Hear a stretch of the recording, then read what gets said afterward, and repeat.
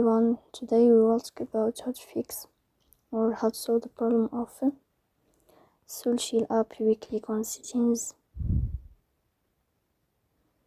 In this page we go to apps, default apps, app settings.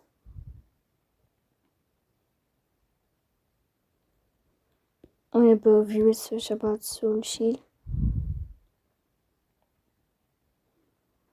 Here you will click on first stop and you will click OK. Then you will enter to storage. Here you will click on clear cache. But pay attention, don't click clear data because that can delete your account. Here you will go to Play Store and you can update your app. So please don't forget to support us by like and subscribe. See you next time.